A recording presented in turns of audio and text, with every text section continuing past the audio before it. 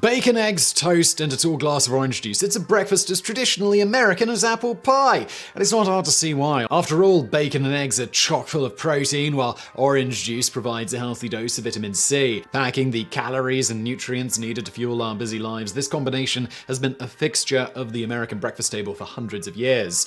Only it totally hasn't. While a few of us can imagine eating anything else in the morning, this staple breakfast as we know it is actually less than a century old, and far from being traditional, the combination of bacon, eggs, and orange juice is a deliberate product of a highly influential marketing campaign concocted by two of the greatest advertising minds of the 20th century. You may have never heard of Edward Bernays, but you've definitely seen his work. Born on November 22nd, 1891 in Vienna, Bernays was the nephew of the father of psychoanalysis, Sigmund Freud. From an early age, Bernays was fascinated by his uncle Siggy's theories, especially as they pertained to people's unconscious thoughts and desires. Indeed, Bernays was the first person to publish Freud's work in the United States and often used his connection to his famous uncle to advance his own career. In the early 1910s, Bernays worked as a theatre press agent, introducing the American public to the avant-garde ballet russes and helping to make opera singer Enrico Caruso a beloved star. During the First World War, he was recruited by the Committee on Public Information, a government organization devoted to shaping public opinion via propaganda printed in newspapers, pamphlets, posters, and other media. This work was a revelation for Bernays, who later recalled, "There was one basic lesson I learned in the CPI, that efforts comparable to those applied by the CPI to affect the attitudes of the enemy, of neutrals, and people of this country could be applied with equal facility to peacetime pursuits. In other words, what could be done for a nation at war could be done for organizations and people in a nation at peace." After the war, Bernays formed his own marketing agency, combining his wartime CPI experience with his Uncle Freud's theories to pioneer a new field that he dubbed public relations. One early campaign illustrates just how insightful and diabolical his approach could be. In 1928, George Washington Hill, CEO of the American Tobacco Company, came to Bernays with a problem: getting women to smoke. At the time, it was almost unheard of for women to light up, the act of smoking being strongly associated with masculine virility. This deeply entrenched cultural taboo was cutting American tobacco off from a large and potentially lucrative market. Bernays' unorthodox campaign proceeded in three phases. American Tobacco's research had revealed that women were put off by the green packaging of the company's Lucky Strike brand cigarettes, green being seen as a bit of an unfashionable color. After determining that the packaging was too expensive to change, Bernays decided instead to bring green back into vogue, organizing, among other events, a green gala at the Waldorf Astoria Hotel for some of society's most prominent trendsetters. Next, working off Lucky Strike's new slogan, "Reach for a Lucky, not a Sweet," he publicized a scientific study on the negative effects of sugar and distributed photos of slim models smoking cigarettes, firmly linking the habit with keeping the trim flapper physique popular at the time. While the campaign worked, it only succeeded in getting women to smoke at home. In order to break the taboo against women smoking in public, Bernays went after another subconscious female desire. In newspapers around the country, he announced at the upcoming 1929 Easter parade along Fifth Avenue, a group of 30 debutantes would light torches of freedom in support of women's liberation. When the day finally arrived, startled reporters looked on as the women confidently pulled out cigarettes and lit up. Almost overnight, smoking became associated with the modern, liberated woman, and sales of Lucky Strikes and other cigarette brands absolutely soared. The principle of consumption as personal statement or political performance remains standard of the marketing toolkit to this very day. But Bernays' most influential and long-lived campaign ran a few years earlier. In 1922, he was approached by the Beech-Nut Packing Company, which over the past few decades, Beech-Nut had seen a steady decline in its sales of bacon and eggs. This was largely the result of sweeping changes in the American labor market. For hundreds of years, most Americans worked on farms, and to fuel this hard labor, they ate hearty breakfasts, including bacon and eggs. With the coming of industrialization, however, many Americans moved to the city and took up less physically demanding work.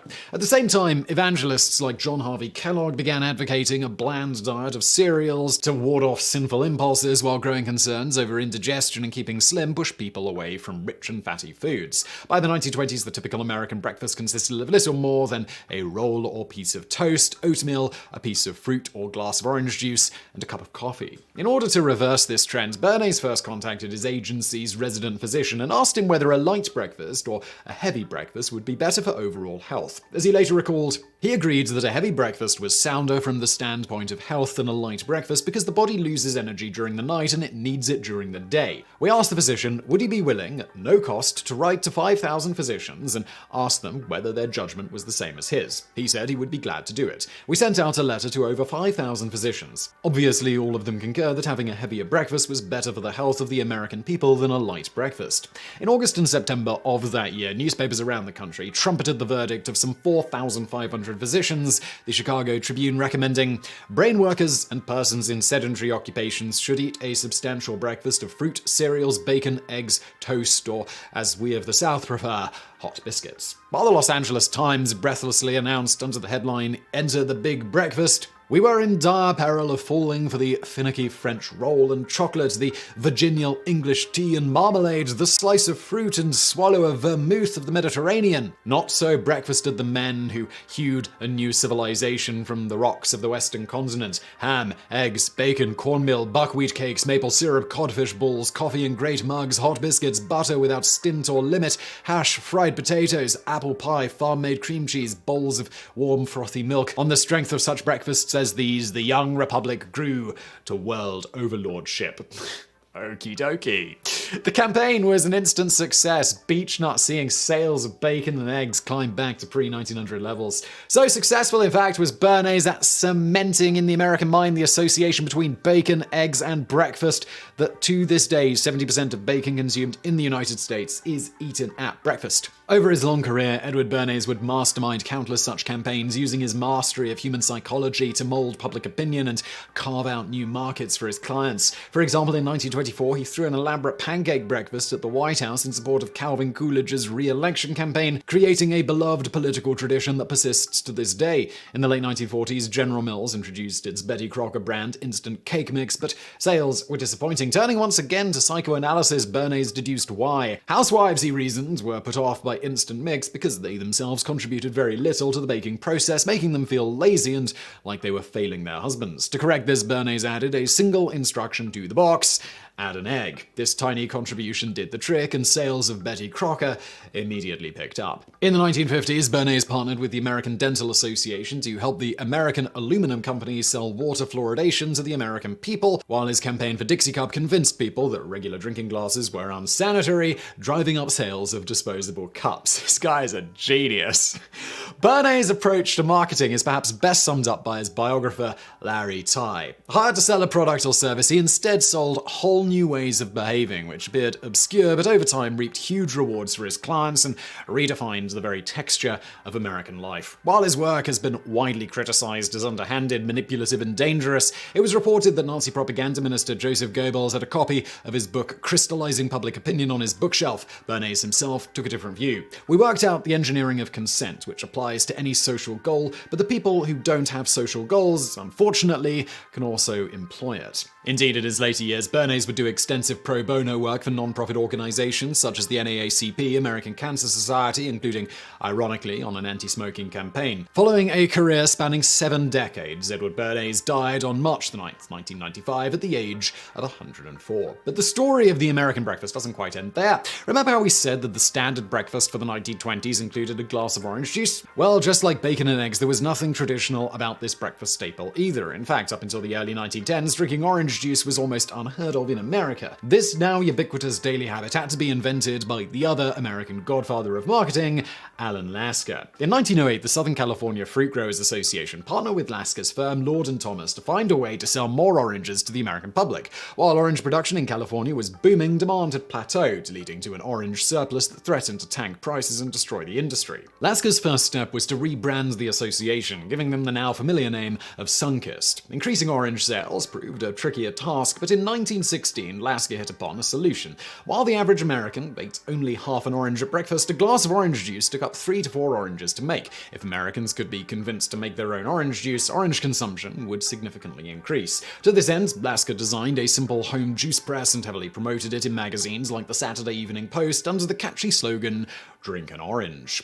These ads touted the health benefits of orange juice and even included a promotion whereby customers could collect and redeem orange wrappers and receive receiver-free juicer. The campaign coincided perfectly with a health scare over vitamin deficiency and a condition called acidosis. Panic Sunkist was quick to exploit. A 1929 ad read, "Estelle seemed to lack vitality, didn't even make an effort to be entertaining, hence she did not attract the men. Acidosis is the word on almost every modern physician's tongue." In 1934, scientists discovered that acidosis was actually a rare disease unaffected by drinking orange juice, but by then the damage was done. Almost overnight, orange consumption shot up nearly 400%, almost single-handedly saving the US orange industry and securing orange juice's coveted spot at the American breakfast table. The campaign also cemented in the minds of the American public the notion that orange juice is a uniquely healthy drink, despite overwhelming evidence to the contrary. In fact, the average glass of orange juice contains a whopping 27 grams of sugar, about as much as a can of Coca-Cola. When an orange is eaten, the pulp, being difficult to digest, causes this sugar to be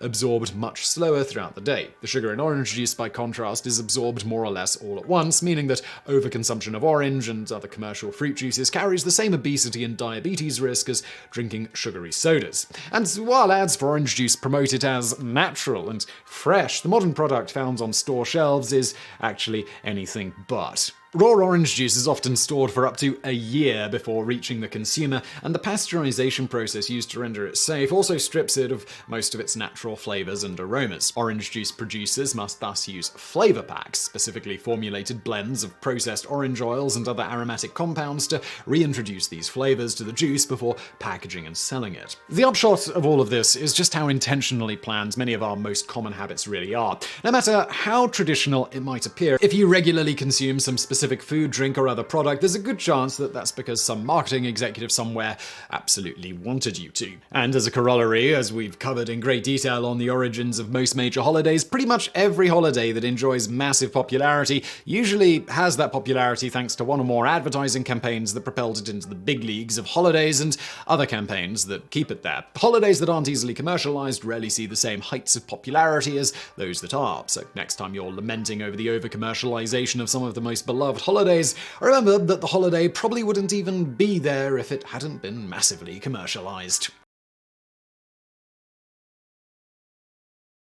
Unlike cut baby carrots, farmers grow true baby carrots to be naturally small, or other times they are simply carrots harvested before they get a chance to completely mature. True baby carrots bear the same cone shape as normal-sized carrots, while only being a fraction of the size. A number of farmers produce this type of baby carrot when they thin their crops during the growing season by removing a certain percentage of immature carrots. However, other farmers purposefully harvest entire crops of carrots young in order to sell the baby carrots with their green stems attached. That little detail allows farmers to prove that their baby carrots are true baby carrots rather than carrots cut to look like miniatures. The majority of baby carrots sold in supermarkets, though, they're not this type but are manufactured in order to look a certain way. The baby carrots that we know today, they didn't arrive in stores until 1989. Successful carrot farmer Marko Jurosek operated a farm and processing plant in California, and he believed that there had to be a better way to use the 400 tons of carrot cull that his plant produced per day.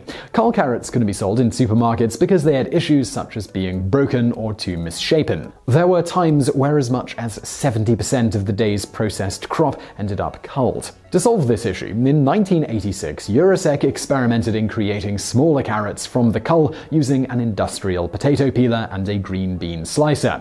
When he sent them to a large West Coast supermarket chain to see what they thought, he received a positive response. To quote the man himself, "I said, I'm sending you some carrots to see what you think." The next day they called and said, "We only want those."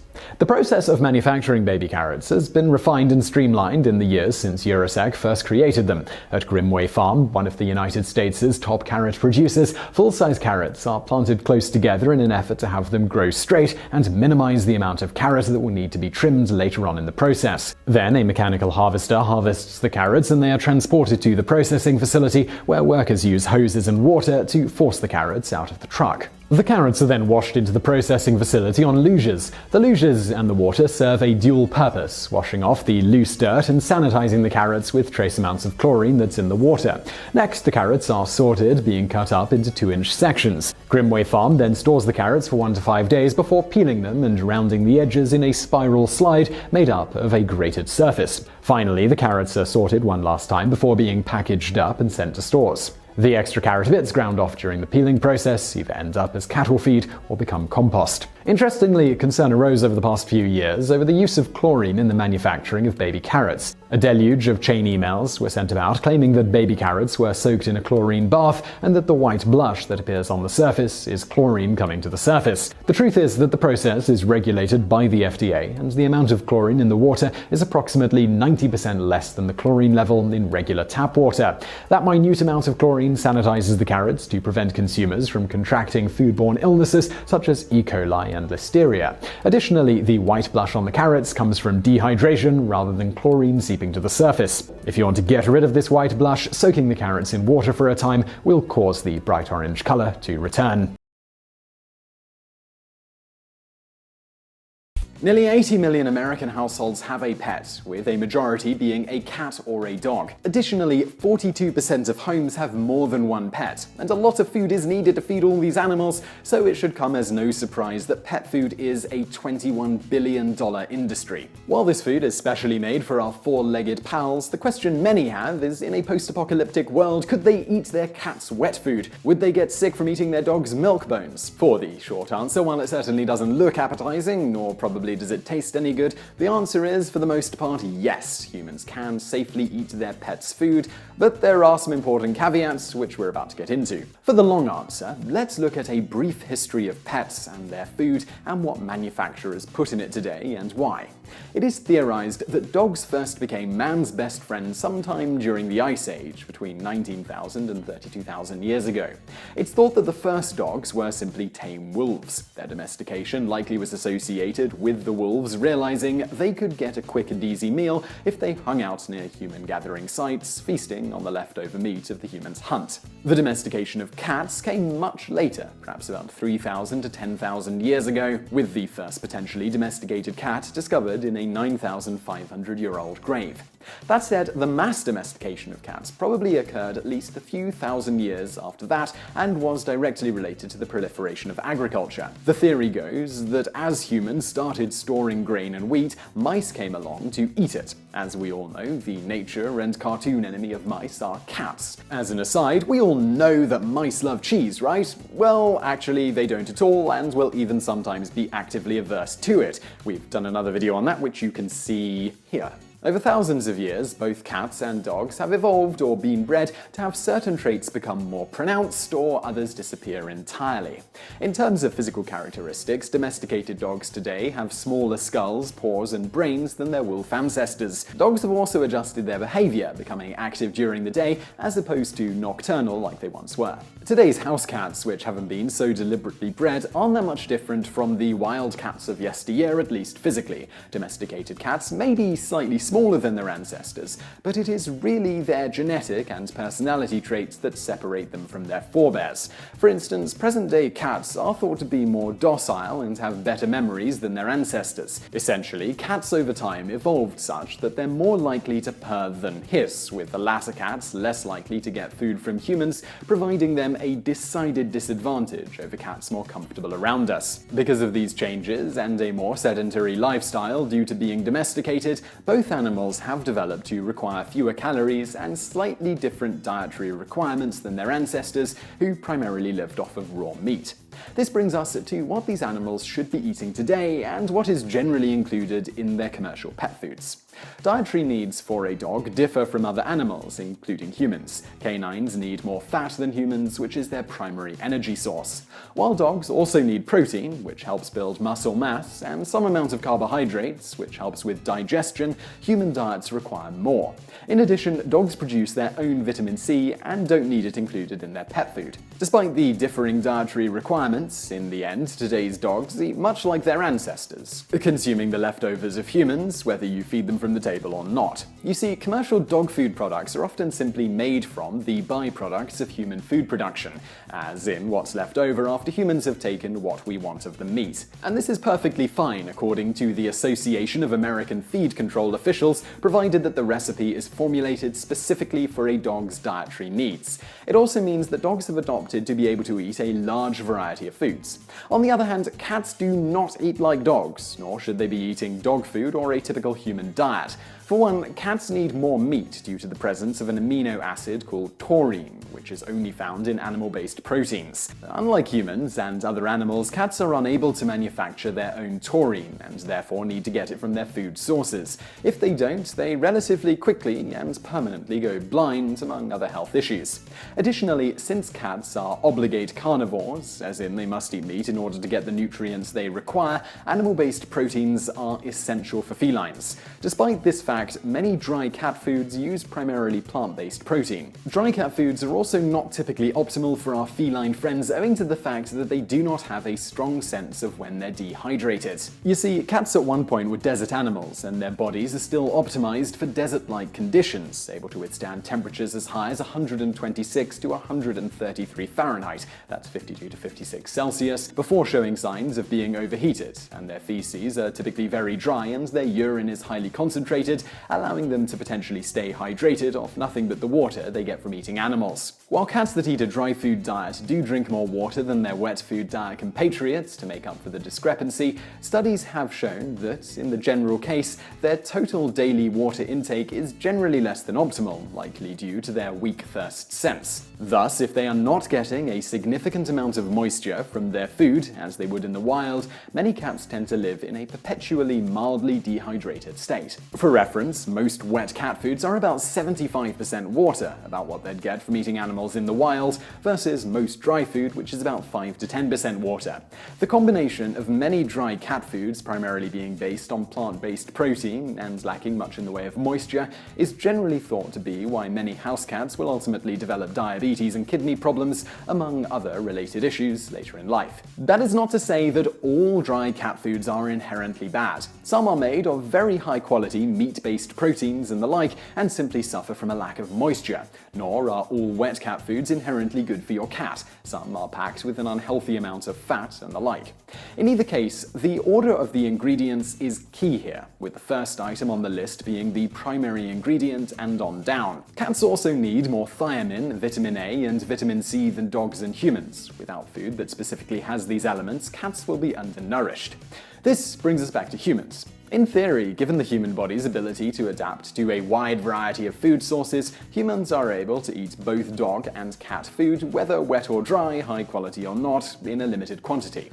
For instance, regular high intake of animal-based vitamin A, which, as mentioned, pet foods tend to have a relatively high amount of in humans, can cause a myriad of serious, even fatal complications. For this reason, good quality vitamin supplements, which are harder to find than you might think, generally use plant-based vitamin A carotenoids like beta-carotene. In this case, if your body needs more vitamin A, it will convert the beta-carotene to vitamin A. If it doesn't need it, it won't. In contrast, a meat-based vitamin A source is already in the form your body needs, meaning you can potentially get too much of it in your system. This is particularly a concern for pregnant women. So in the end, while it is possible for a human to subsist for a time on dog and cat food, there is the general caveat that these animal foods are specifically formulated for the particular animal and not meant to meet the dietary requirements of humans. Though irregular consumption of these foods shouldn't hurt you. In other words, cat food shouldn't be your breakfast every day. Of course, this hasn't stopped other writers and publications from attempting this very thing as a stunt, nor did it stop a pet store owner from eating dog treats for 30 days as a way to promote her store.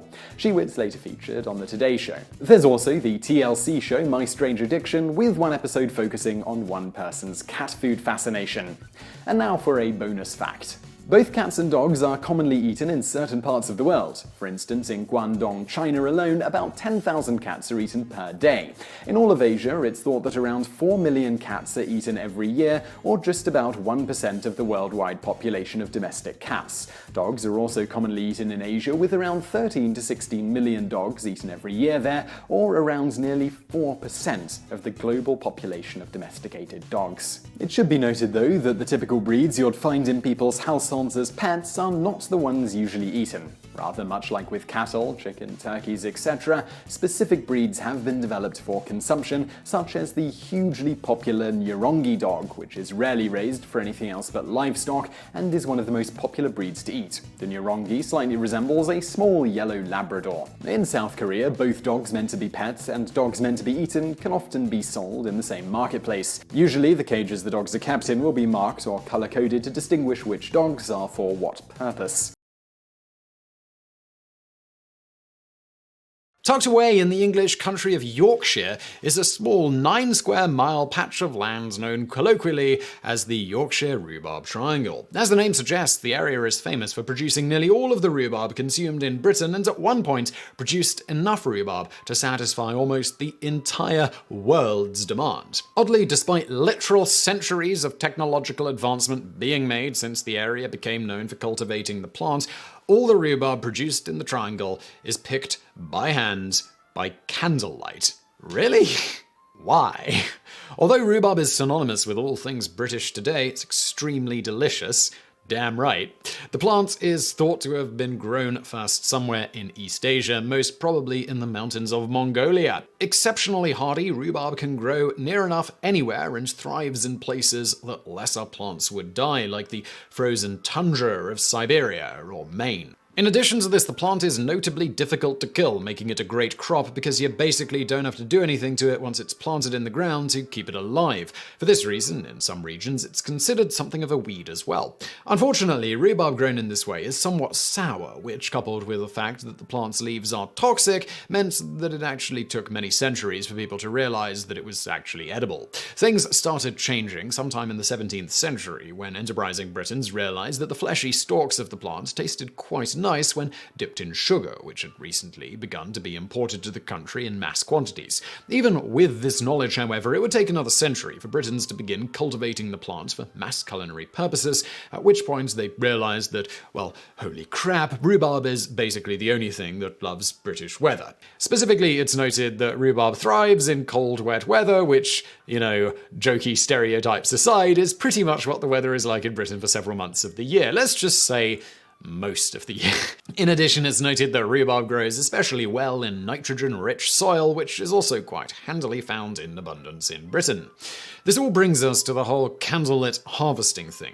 At some point, farmers realized that rhubarb's trademark tartness could be eliminated if the plant was grown in the dark at a certain stage, and that the act of doing this actually made the stalks of the plant taste sweet, negating the need for sugar to be added to dishes containing it. With this information in hand, farmers quickly developed and subsequently refined the process for growing rhubarb in the dark. For example, it was eventually realized that rhubarb could be forced to grow by subjecting an immature plant to frost, which nobody had ever really tried before, since frost is normally a death sentence for many plants. However, with rhubarb, this merely, as one rhubarb expert notes, makes the rhubarb crown break its winter dormancy and stimulates the conversion of starch stored in the rhubarb crown to glucose. Normally, this glucose is used by the entire plant during growth. However, by putting the rhubarb in total darkness at a certain stage, the leaves of the plant will be anemic and wilted, resulting in all of that delicious glucose being left in the plant's stalk. This is why rhubarb grown in this manner is so much sweeter than rhubarb grown via more traditional means. Naturally, once this was discovered, farmers began growing rhubarb in specially constructed forcing sheds, which were kept in total darkness and kept warm by whatever means was available. Prior to this, the rhubarb was, and still is, just left in a field for around 2 years to allow the roots to grow while periodically being covered in nitrogen-rich fertilizer. In the 18th century, the fertilizer was mostly manure and something known as shoddy, essentially discarded woolen fibers sourced from wool manufacturers. Today, however, farmers mostly use manure, which, in addition to being cheap and plentiful, stops thieves from stealing the rhubarb. And a fun fact on this one, rhubarb requires no preparation whatsoever to eat, and it's possible to quite literally pull it straight out of the ground and take a bite out of the stalk. Indeed, the author of this piece, as it says here, one Carl Smallwood, of Fact Fiend fame, by the way, check that channel out, who grew up in Yorkshire, can confirm that he and his friends used to do this with rhubarb from a local farmer's field until said farmer started covering them in manure. And I can say personally, my parents grew rhubarb in the garden. I didn't steal it from any farmers like that thief Carl, but I did eat it in the garden, straight from the plant. It was awesome. In any event, whilst in a forcing shed, rhubarb will grow at an astonishing rate to the point that it is said that you can hear large groups of it growing if you're quiet. During this time, whoever is tasked with checking on the rhubarb will only be allowed to do so by candlelight, since even something like a torch could interfere with the botanical wizardry happening as intended. The same can be said of people tasked with ultimately harvesting the rhubarb, which is done entirely by hand because of the delicate nature of the task.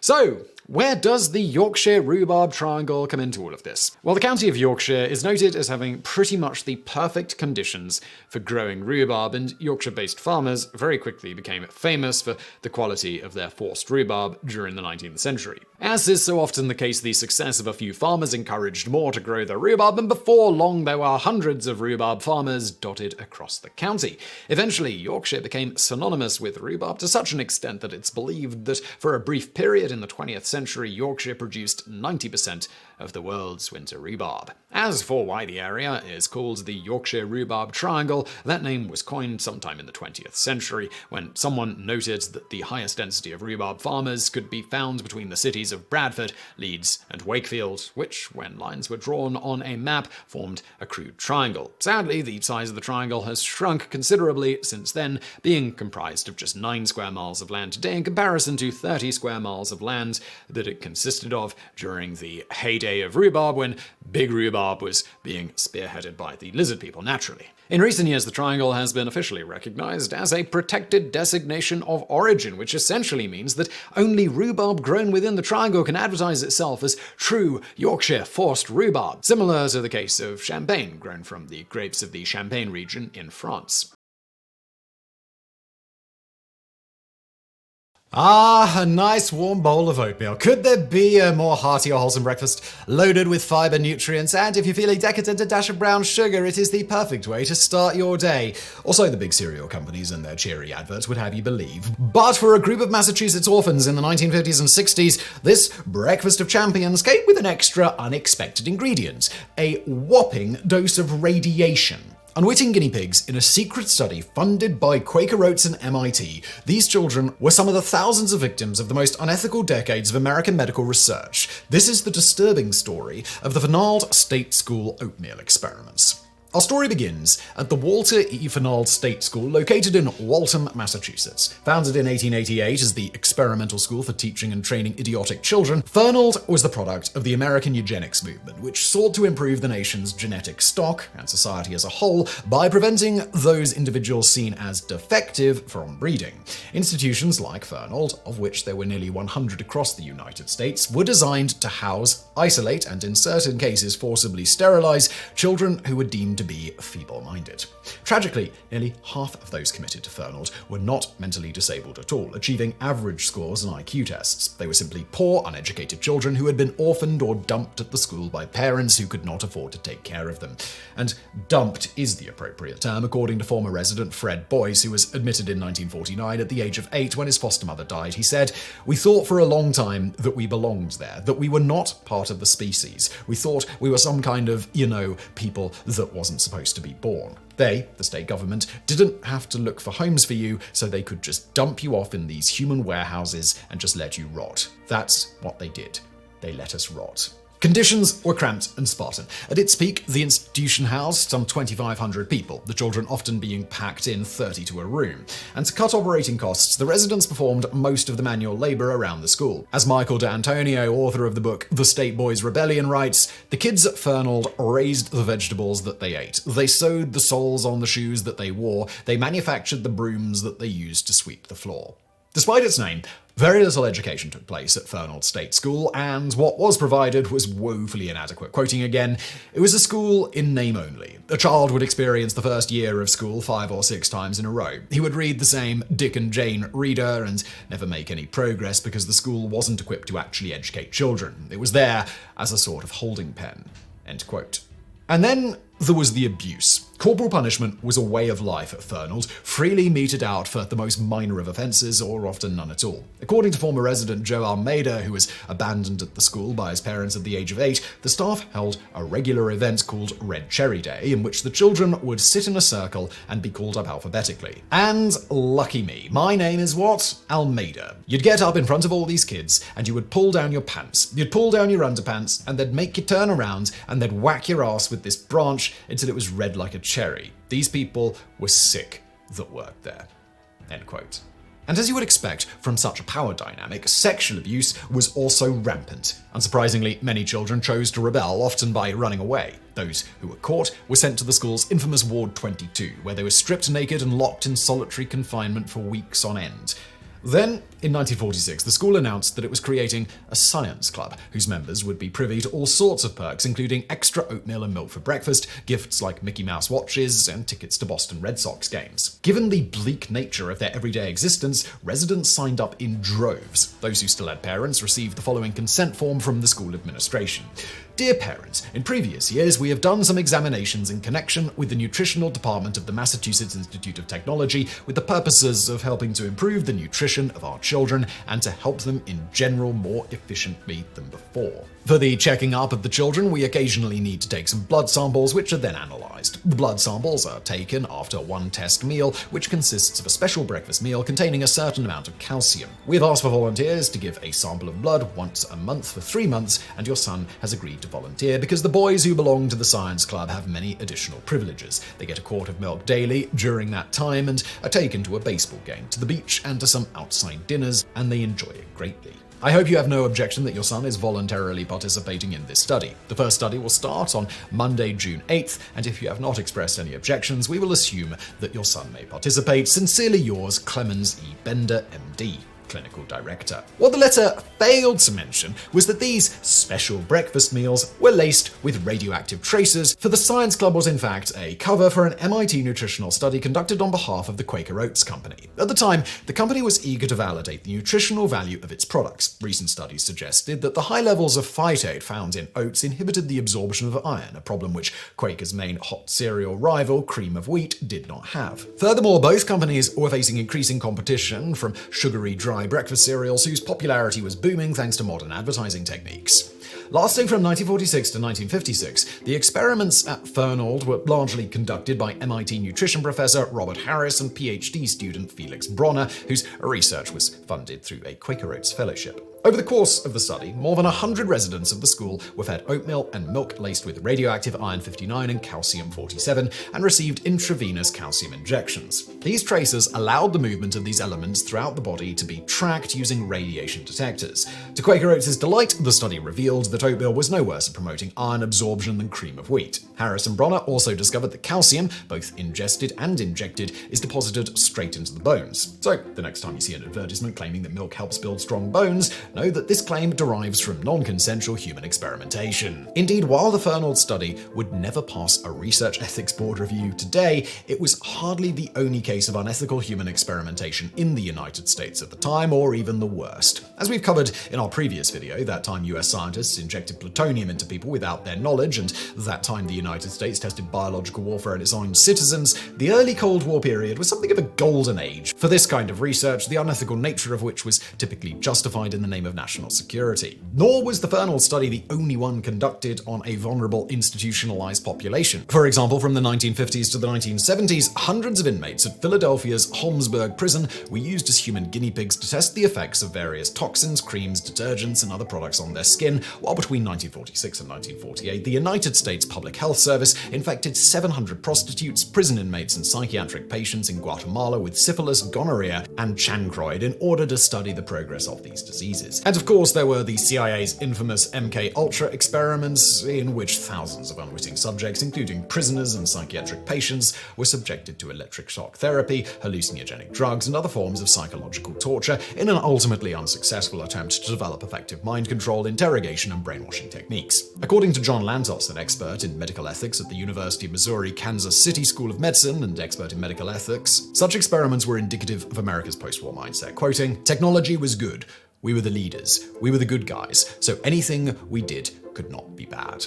The tragic irony is that less than a decade before, the discovery of Nazi human experiments had led to the drafting of the Nuremberg Code, which stated that, quote, "The voluntary consent of the human subject is absolutely essential. This means that the person involved should have legal capacity to give consent, should be situated as to be able to exercise free power of choice without the intervention of any element of force, fraud, deceit, duress, overreaching, or other ulterior form of constraint or coercion, and should have sufficient knowledge and comprehension of the elements of the subject matter involved as to enable him to make an understanding and enlightened decision. This latter element requires that before the acceptance of an affirmative decision by the experimental subject, there should be made known to him the nature, duration, and purpose of the experiment, the method and means by which it is to be conducted, all inconveniences and hazards reasonably to be expected, and the effects upon his health or person which may possibly come from his participation in the experiment." Despite this, after the war, most American scientific institutions adopted ethical guidelines which required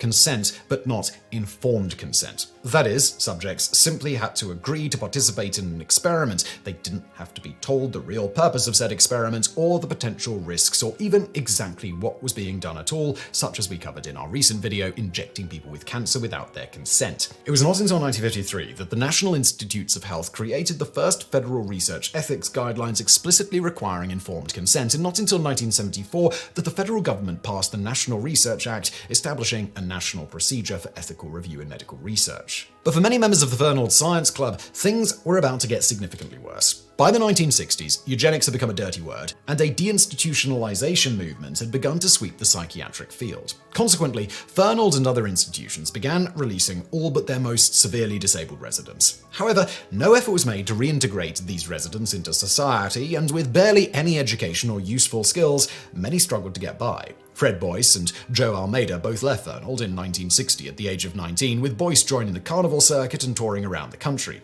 In his 40s, Almeida felt himself drawn back to Fernald State School, now Walter E. Fernald Development Center, where he worked as a driver for 20 years. As he later explains, "I always felt like they owed me. I always felt that they owed me because they took the most important thing of my life away. They took away my childhood and my education, the two things that you need in life to make it. They took from me." All the while, however, Boyce, Almeida, and the other Science Club members remained unaware that they had been used as human guinea pigs. It was not until 1993, when Secretary of Energy Hazel O'Leary declassified a number of Atomic Energy Commission documents from the 40s and 50s, that the truth about the experiments finally came out. On December the 26th of that year, the story was broken by the Boston Globe. Soon, other publications began urging victims to come forward. Upon learning of the experiments, Fred Boyce gathered together 30 of his fellow Fernald classmates and launched a class action lawsuit against MIT, Quaker Oats, and the US government. Meanwhile, Senator Edward Kennedy chaired a hearing before the Senate's Committee on Labor and Human Resources to investigate the Fernald experiments. Questioning Konstantin Maletskos, one of the study's organizers, Kennedy asked why the study had been conducted on institutionalized orphans instead of MIT students. Quote, "Aren't you appalled at the fact that the most vulnerable people in our society, which are young people, 7, 8 years old, that are in an institution, aren't you appalled that they were the ones selected?" Maletskos claimed that he and his colleagues were following the ethical guidelines of the time and that the choice of subjects was scientifically necessary, saying, "Because in all of these experiments, you have to have control of the subjects. You just can't let them walk around. You have to collect 100% of the excretions. You have to see that they're eating properly and all this kind of thing. Unless you do it that way, you're not going to have a good experiment." And as for the Science Club aspect of the study, Maletskos denied that it was any kind of ruse. It was an afterthought, as I gather, that somebody was talking about. It would be nice to do something for them because these kids have been involved. We've had to jab them and they had to eat a meal, every little drop of it, because you wanted to be sure they got 100% of the radioactivity. Wouldn't it be nice to do something for them? Also called to testify was J. David Littster, Dean of Research at MIT, who was questioned about the health effects of the radioactive traces the study's subjects were made to ingest. Littster revealed that the traces had exposed the children to between 170 to 330 milligrams of radiation, equivalent to receiving 30 consecutive chest x-rays. This kind of dose, he explained, would have given the children a 1 in 2,000 chance of developing cancer, barely higher than the national average. Indeed, in 1994, Massachusetts State Panel confirmed that none of the students had developed any health conditions that could be directly traced to the radioactive isotopes used in the Fernald study. But for Fred Boyce, Joe Almeida, and the other Fernald students, their lawsuit was less about radioactivity than the unethical nature of the study. And while MIT claimed that the study followed the ethical guidelines of the time, and Quaker Oats denied it played little direct role in the research, contributing some cereal and a small research grant, in 1998 both decided to settle out of court, paying the plaintiff $60,000 in compensation. It was a small victory, but one which helped bring some justice and closure to one of the darkest periods in American science. Bonus facts. Speaking of sadistic individuals and institutions and breakfast foods, the first modern designated breakfast cereal, forms of porridge aside, was invented in 1863 by a vegetarian Christian abolitionist doctor named James Caleb Jackson.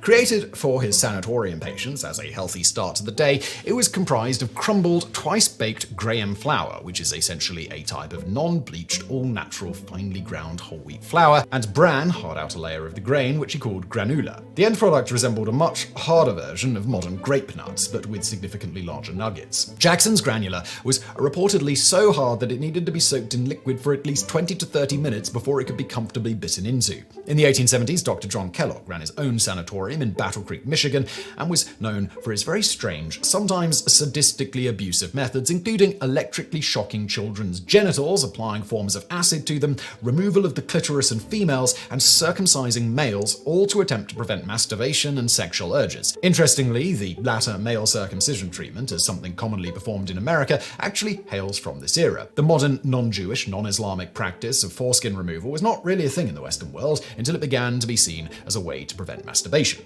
In any event, Dr. Kellogg visited Jackson's retreat and was most impressed with his granula. So impressed, in fact, that he ripped off the idea, creating his own version of it made of wheat, corn, and ground oats. He uninventively called it granula. As a result, Jackson sued and Kellogg was forced to rename his cereals granola.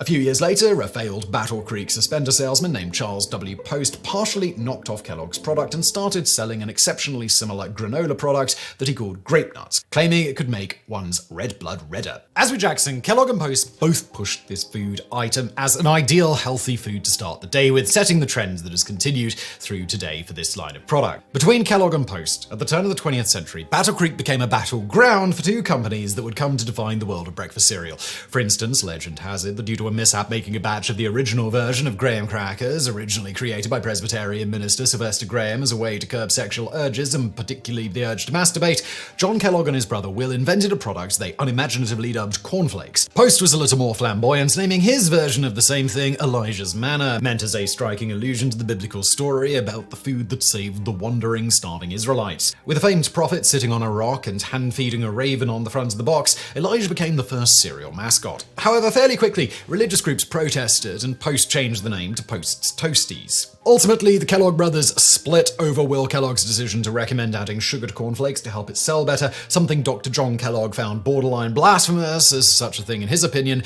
encouraged sexual excitement. The two parted ways, with Will founding the Battle Creek Toasted Cornflake Company, which went on to become the now billion-dollar Kellogg Corporation, which, besides their tasty flakes, was soon also to introduce another breakfast staple, Rice Krispies. His brother John Kellogg stuck to his original principles and continued to dedicate his life to ridding the world of such evils as masturbation. Now, given the ladies of the house at this time tended to be the ones who decided what the family would eat, during the first few decades of the 20th century, cereal advertising was primarily aimed at housewives. Kellogg's told women to wink at their grocer and see what they got. Answer: a box of cornflakes. Quaker Oats likewise sponsored radio dramas and midday radio shows aimed at housewives. Post told mums that bringing kids up on their cereals would help them later in life. In the late 1930s, as breakfast cereal became more established and commonly purchased anyway, cereal companies started thinking it might be best to skip the middlewoman, instead marketing directly to children who presumably would pester their mothers for which cereal they wanted. For instance, in 1936, a Dennis the Menace-like character named Skippy was used to specifically market Wheaties to children. The problem here is that children tend not to like straight bran or wheat, but they do love sugar.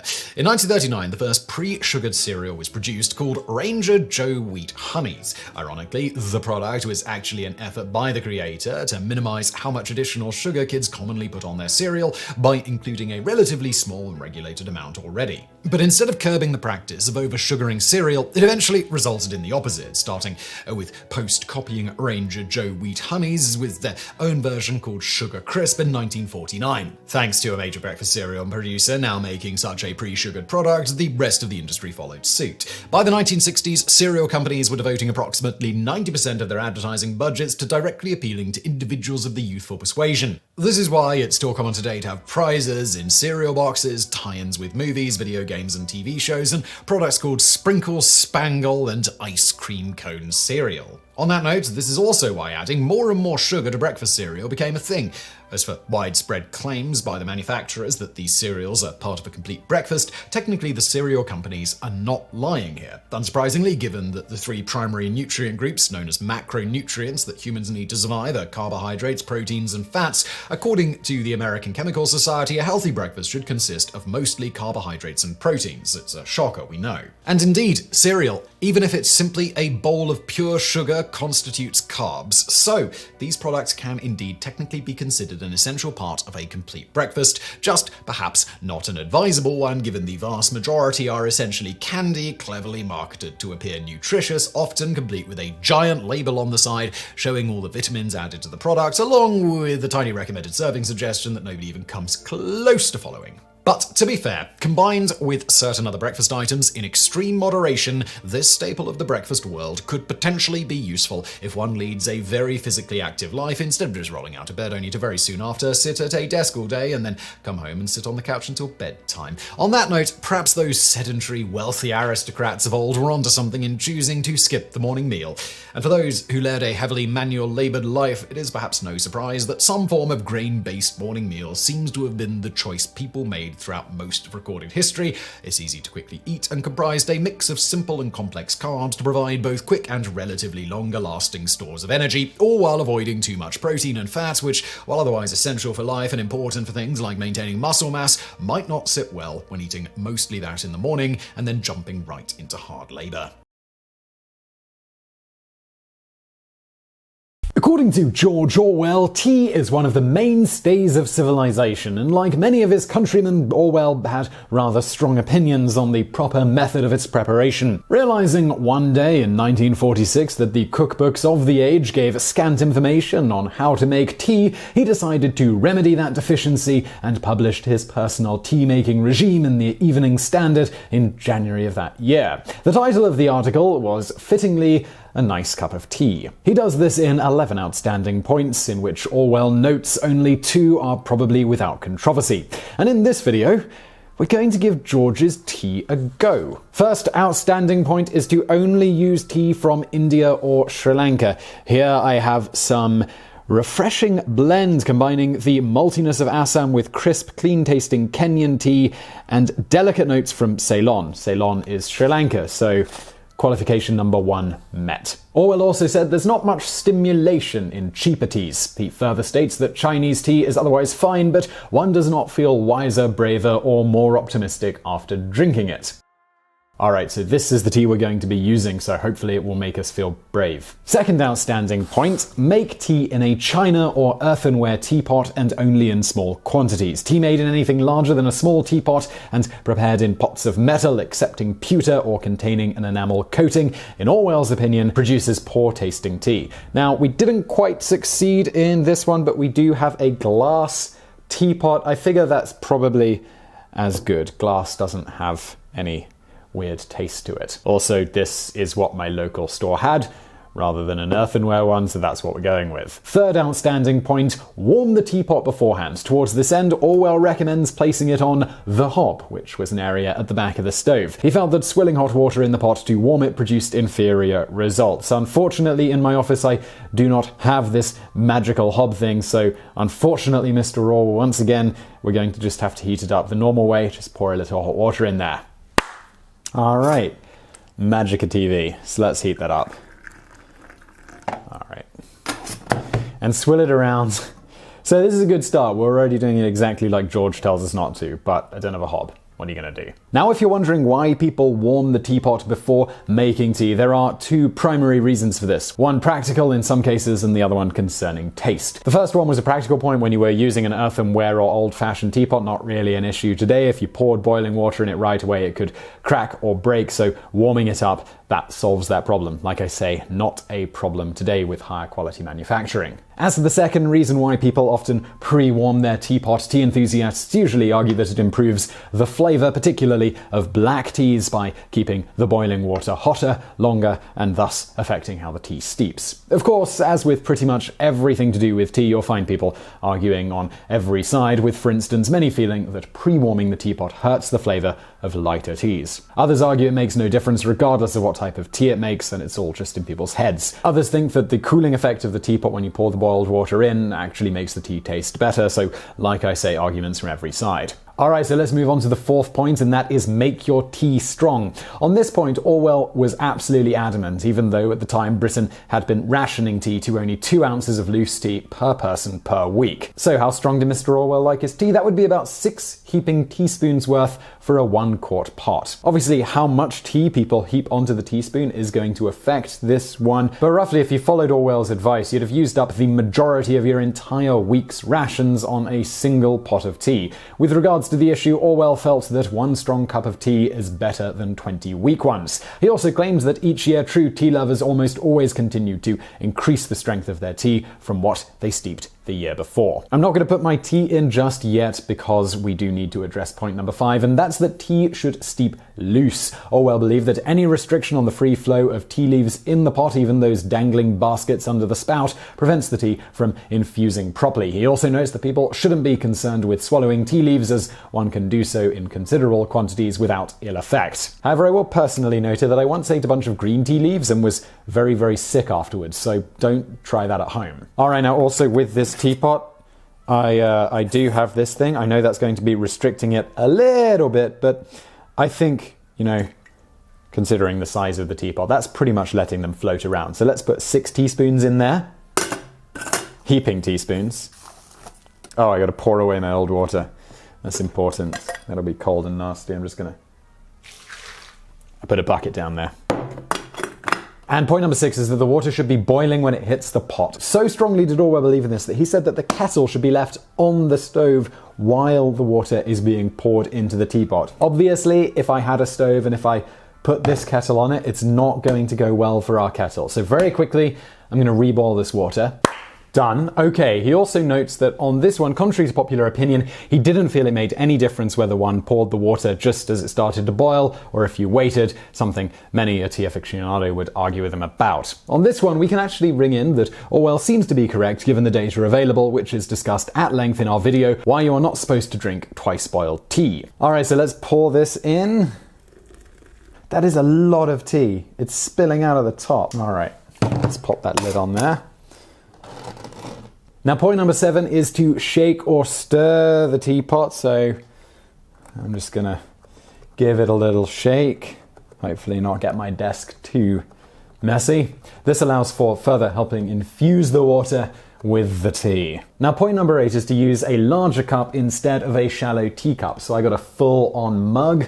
There we have it. His arguing on this one is that taller mugs hold a lot more tea, and this ensures that the tea stays hotter longer. His argument is that smaller teacups result in one's tea becoming half cold before one is well started on it. Now, while this brews, let me tell you about George's opinion on the milk side of things. In point number 9, he says that cream ruins the taste of tea. British tea is usually served with milk, and in the 1940s, milk was sold with the cream still at the top, so Orwell felt compelled to tell his readers to pour the cream off before adding the milk to the tea. He felt milk that is too creamy always gives tea a sickly taste. He might have felt less strongly about this one if it had the next rule. That's number 10. Pour tea first and add milk second. This is arguably the most contentious point of all here, as Orwell himself notes. For the curious, science, and yes, there have been studies done on this one, says that the milk should be added first because if you don't, the hot water causes the milk to heat unevenly, which causes the proteins in it to denature, meaning they lose their structure and clump. This does indeed change the taste. The same level of denaturing does not appear to happen when the milk is put in first and the tea second.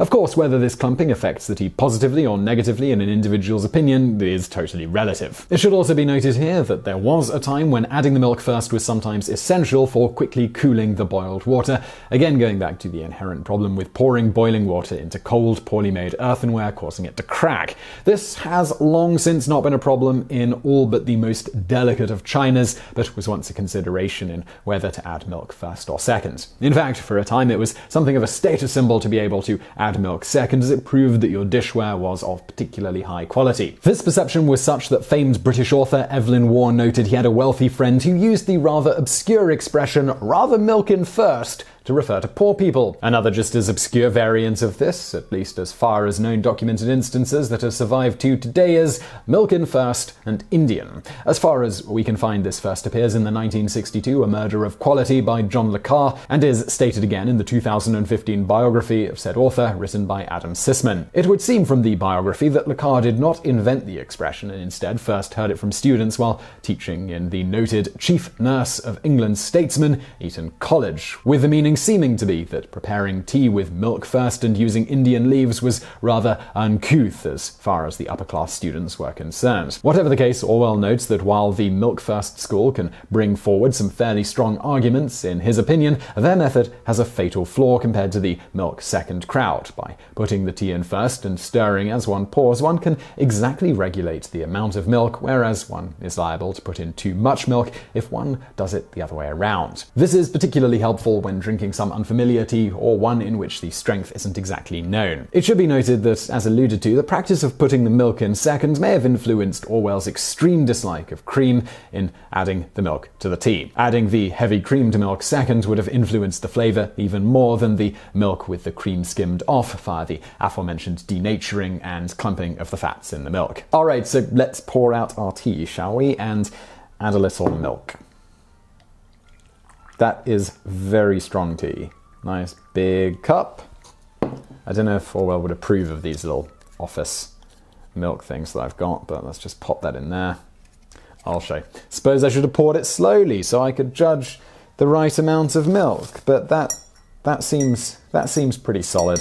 Okay, moving on to point number 11, and that's do not use sweeteners. The one caveat here is if one brews tea in the Russian style. Orwell thought sweeteners were fine in that case. Otherwise, adding sugar is a strong no-no, which is good news because I don't like sugar. That said, Orwell recognized that he was in the minority regarding this, but felt that a sweetener disguised tea's bitter taste, which he actually relished. According to George, it would be equally reasonable to put in pepper or salt as sugar, and he questioned how you can call yourself a true tea lover if you destroy the flavor of your tea by putting sugar in it. Further, if you sweeten it, you are no longer tasting the tea, you are merely tasting the sugar. You could make a very similar drink by dissolving sugar in plain hot water. He then goes on to challenge all the tea sweetening layabouts to forego using sugar in their tea for a fortnight, noting for those who try it, it is very unlikely you will ever want to ruin your tea by sweetening it again. Oh, it's very strong. Very strong. Among other definitions, a spud is a sharp, narrow spade used to dig up large rooted plants. Around the mid-19th century, first documented reference in 1845 in New Zealand, this implement of destruction began lending its name to one of the things it was often used to dig up, namely potatoes. A false origin of how potatoes first being called spuds you might often read is that it came from the 19th century group, the Society for the Prevention of an Unwholesome Diet, SPUD, who, among other things, felt potatoes shouldn't be eaten. Previous to the mid-20th century, while abbreviations were prevalent in text, pronouncing them as words was not something people typically did, being something of a very modern phenomenon. In fact, according to linguist David Wilton, there is only one known pre-20th century English word with an acronymic origin, and it was in vogue only for a short time in 1886. The word is colindaries, or colander, an acronym for the Colonial and Indian Exposition held in London that year. No surprise then that the word acronym didn't pop up until 1943. Beyond referring to potatoes, the ultimate origin of the word spud isn't known, first showing up in English around 1440, referring to a short dagger, possibly from the Dutch speed, the Old Norse spiot, spear, or the Latin spad, sword. Whatever the case, after the 15th century, the word expanded from meaning a short dagger to also referring to various types of digging implements and eventually to those tubers we all know and love, potatoes. Interestingly, when potatoes were first introduced to Europe, they met a lot of resistance for various reasons, from people thinking they were poisonous to people refusing to eat them because they weren't mentioned anywhere in the Bible. TV dinners weren't officially created until the 1950s under that name, so before that time, single guys, people that simply can't or hate to cook, and harried parents had to find other ways to rustle up dinner in a hurry. It's hard to imagine surviving in such primitive conditions, but our ancestors were a hardy bunch. Like many products that have enjoyed massive and steady popularity over the years, there are a long line of folks who claim credit for the invention of the TV dinner. The evolution began in 1941 when Maxson Food Systems Incorporated produced the first ready-to-eat frozen meal. These dinners were called strato plates, which were complete meals to be reheated and served to both civilian and military airline passengers. They consisted of meat, a potato, and a vegetable, served on a plastic plate with 3 dividers. Unfortunately, because of financial setbacks coupled with the death of the founder of the company, Maxson's meals never made it to the grocer's shelves. Many believe that this product therefore doesn't qualify as a true TV dinner, as it was only available on airplanes and never available to the public via retail sale. Next up, in the late 1940s, Jack Fisher founded a company called Friggy Dinners that sold its just reheat wares to bars and taverns. This, of course, means it has the same problem as Maxson, if you want to be a stickler about the TV part of the equation. Albert and Mayer Bernstein co-founded Frozen Dinners Incorporated in 1949, and that's when things really began to happen. They sold their aluminium dinner trays with 3 compartments in the Pittsburgh area, and by 1950 had manufactured an impressive 400,000 dinners. Their product continued to grow in popularity, and in 1952 the Bernstein brothers organized the Quaker State Food Corporation, expanding their sales area east. By 1954, their company had sold over 2.5 million frozen dinners, presumably some of which were eaten while people watched TV. Though at this point that certainly wasn't the focus. After the Bernsteins' dinners began selling like hotcakes, Swanson, already a well-known brand that consumers trusted, got in on the action. The oft-told tale, whether true is up for debate, is that Swanson executive Jerry Thomas put forth the idea of the TV dinner as a way to use the vast surplus of Thanksgiving turkey. One number bandied around is 260 tons that the company was sitting on.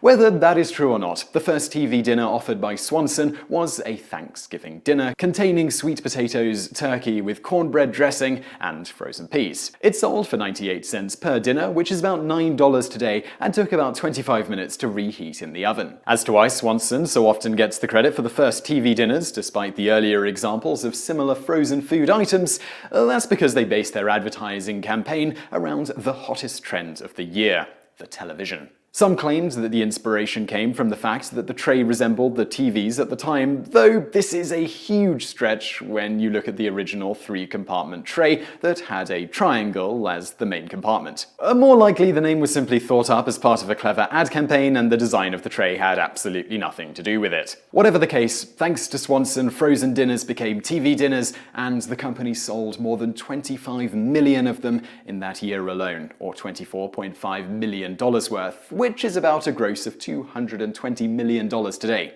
The introduction of microwave ovens presented a huge turning point for the TV dinner, and it rose to the challenge admirably. The former design of metal trays, of course, by necessity, had to become a thing of the past, and microwave meals are now typically packaged in plastic containers with plastic covers, occasionally with a thin layer of aluminium lining to crisp things up like Hot Pockets, pot pies, and other items that have a crust.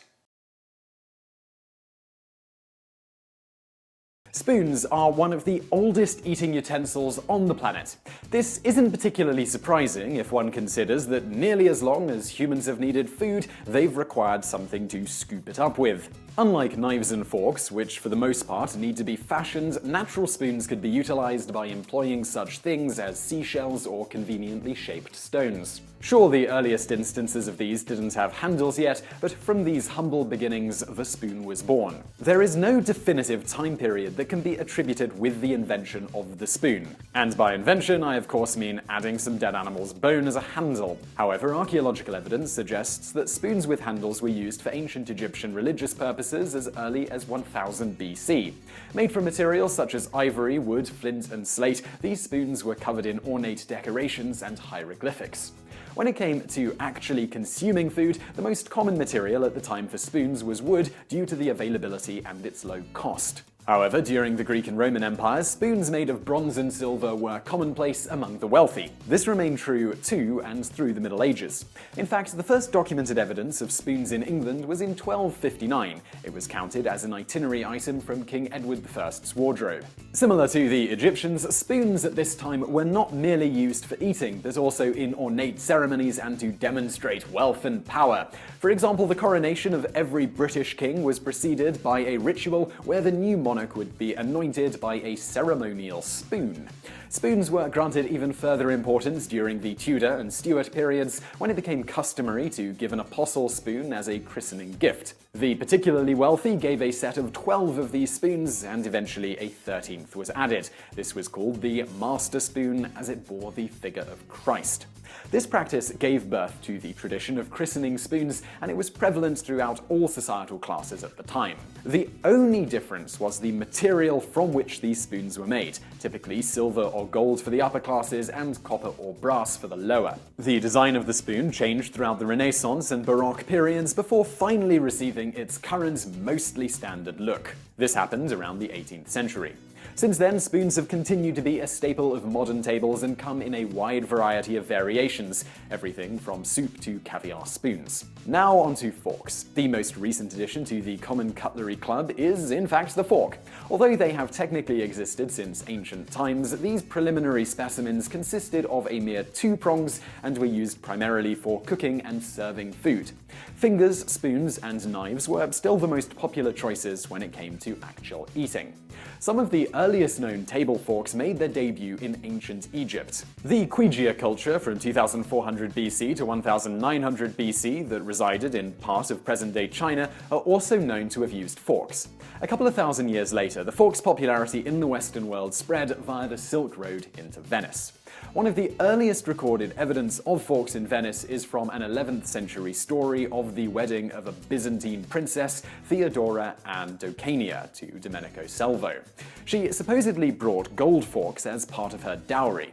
Funny enough, this was quite the scandal. The God-fearing Venetians saw these pronged monstrosities as a slight against the Lord himself, who gave us perfectly good fingers to eat with. To quote St. Peter Damian, "God in his wisdom has provided man with natural forks, his fingers. Therefore it is an insult to him to substitute artificial metallic forks for them when eating." Of course, in the Book of Samuel, which is thought to have been composed around 640 to 540 BC, it states that the Jewish priest's assistants used forks. To wit, "And the priest's custom with the people was that when any man offered sacrifice, the priest's servant came, while the flesh was in seething, with a flesh hook of 3 teeth in his hand." Such trivial mentions as usage in the Holy Scriptures by none other than the priest's servants themselves didn't stop many religious elite of the age from vilifying the fork and poor Theodora. They also didn't like that she used napkins, among other things. When the princess died 2 years later of a mysterious degenerative disease, it was considered by some to be punishment for her pride and perceived excesses. Despite being mentioned as okay to use in the Hebrew Bible, forks in the Western world continued to carry this negative stigma due to their association with Eastern decadence and being perceived as an affront to God. They were subsequently strictly reserved for sticky food. The fork's popularity began to grow in the 16th century due to the infamous historical trendsetter Catherine de' Medici. She helped popularize the fork in France after her marriage to King Henry II. At this time, anything Italian was in vogue thanks to the Renaissance. The fork also became more popular as hygiene ideals began to change. Up until this point, purposefully clogging one's paws with dirt to prevent the plague infiltrating through them was considered a good idea by some. Similar thought processes were largely why some of this age avoided bathing whenever possible. You don't want disease-filled water getting in your paws, after all. Many people also preferred to blow their noses directly into their hands instead of onto the tablecloth, as that would be bad manners. Now imagine these same people eating with their hands. Naturally, the fork began to seem increasingly attractive to those who preferred their food to be free of filth. However, many men still rejected them as they were considered too feminine. This began to alter when they began to be crafted with ruffled cuffs. This might seem strange to us, but let's not forget that high heels were originally invented for men, who also commonly wore tights and what we generally consider today as clothing akin to a dress. Now, by the 18th century, curved forks with tines were increasingly used in order to help the fork be used not only as a stabbing item, but also for scooping some liquid items. People would also carry around their own personal cutlery sets, though forks were still primarily used by the upper classes. It wasn't until 100 years later, during the industrialization period, that the lower and middle classes began commonly using forks also. Forks quickly surpassed knives as the most popular cutlery item, which resulted in the Victorians creating an overabundance of fork varietals. Since then, the fork has remained a staple in Western society. As for knives, they have dually been utilized as both a weapon and an eating implement since prehistoric times. This is quite logical. You kill your food and then cut it into conveniently sized pieces with one handy tool. However, knives weren't domesticated or fashioned exclusively for table use until the Bourbon dynasty in France. Up until this point, they were generally incredibly sharp due to their use in killing one's food. As such, the presence of knives at a table posed a constant threat. It's important to remember that this was also an age where a significant source of hydration came from wine and ale. Thus, it wasn't that uncommon for the particularly inebriated to accidentally puncture their mouths while trying to eat their food. Of course, when forks began gaining in popularity in the Middle Ages, this resulted in less of a need for a pointed knife during mealtimes. As such, in 1669, Louis XIV, the same trendsetter who loved doing up his hair and wearing tights, made these overly sharp knives illegal at the table and replaced them with blunter and wider ones. This has for the most part remained the norm up to the present day, though the standardized stainless steel variety wasn't introduced until around the 20th century. Bonus fact: ancient spoons in China also sometimes featured a pointy end to be used as a one-prong fork and knife, perhaps the first known instance of the spork or spknife, depending on how you want to look at it. And now for another bonus fact. King Louis XIV may have dressed fabulously, but one Russian ambassador once stated, "His Majesty Louis XIV stunk like a wild animal." Like some of his time in that part of Europe, Louis almost never bathed. In Louis's case, his physicians advised him to abstain from bathing to maintain proper health. Louis himself said he found the act of bathing disturbing. Queen Isabel I of Spain also once claimed she only bathed twice in her whole life, when she was born and when she was married. The peanut butter and jelly sandwich is a staple of American childhood, and it seems like it's been around for, well, forever. In fact, it took a surprisingly long time after all the necessary ingredients were invented for someone to put them together, and several decades more before doing this became popular. In fact, there are people alive in America today who grew up in a world where the PB&J sandwich simply wasn't well known at all. First, let's start with the ingredients. Bread, of course, is an ancient food that has been eaten for many thousands of years. However, pre-sliced bread, which would make PB&J making a convenient task, didn't come about until the early 1900s. This was when a man named Otto Friedrich Rohwedder of Davenport, Iowa, invented a device to automate this process. He first built a prototype of his bread slicer in 1912, which didn't interest bakers he showed it to, as it was thought that no one would want their bread pre-sliced, primarily owing to the fact that it would then go stale much quicker. Unfortunately, Rohwedder's blueprints and machine were destroyed in a fire in 1917. From there, he struggled to obtain funding to begin again on his machine, owing to the lack of interest. The primary concern was the reduction in shelf life of the bread. As noted, even if it was reasonably well packaged, it still became stale faster than well-packaged whole loaves. Finally, in 1927, Rohwedder was able to rebuild the machine and produce a model ready to use in an actual bakery. It was advertised as the greatest forward step in the baking industry since bread was wrapped. and this later morphed into the greatest or best thing since sliced bread when describing various other products. Roeder got around part of the staleness problem by wrapping the thinly sliced loaves in wax paper directly after slicing was complete. Apparently, it was good enough as pre-sliced bread was a hit, and within a decade, people who had access to pre-sliced bread were eating more bread per person than before and began experimenting with various new spreads to put on the now common thin bread slices. As for jelly, which in the case of the peanut butter sandwich could mean jelly, jam, or other fruit preserves, that's been around for a long time too, going all the way back to at least the 1st century. Despite the lengthy history, for the purposes of this video, one Mr. Welch is the man to pay attention to here. He developed Grapolade from Concord grapes in 1918, which proved to be extremely popular among the troops during World War I. When they got back from the war, they spread the practice of using it on bread. And now we come to peanut butter, which has actually been around longer than you probably think and was not invented by George Washington Carver, as is commonly said, with the first reference of it going back several hundred years before Carver being made by the Aztecs. In the late 19th and early 20th centuries, peanut butter began to make frequent appearances in tea rooms across the US, where it was billed as a dish for rich people. Back then, it was paired with such crowd-winning favorites as cucumbers, cheese, celery, and crackers.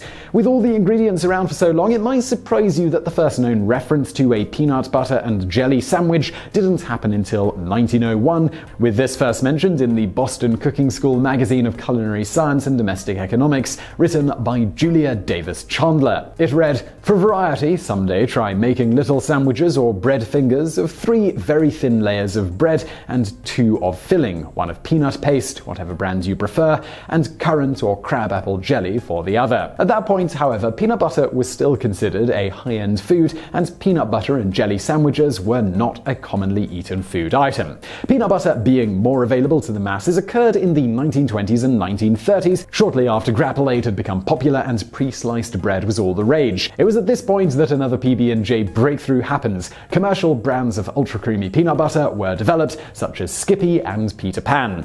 With the Great Depression, peanut butter on bread became a staple in many American households because it provided a filling meal with a cheaper-than-meat substitute for protein. No doubt some at this point were happily creating PB&J sandwiches, but the real surge in popularity, well, that was still yet to come. This brings us to World War II. Grapolade's popularity with the troops paved the way for jelly to be included in the soldiers' rations during this war as well. Along with the jelly was the trusty high-protein peanut butter that had proved so useful during the Great Depression, and, of course, pre-sliced bread. It was the perfect storm. Perhaps they had heard of peanut butter and jelly sandwiches before, or perhaps it was simply a natural inclination to combine these 3 staple ingredients in their rations, but before long the peanut butter and jelly sandwich had become a popular meal among United States soldiers.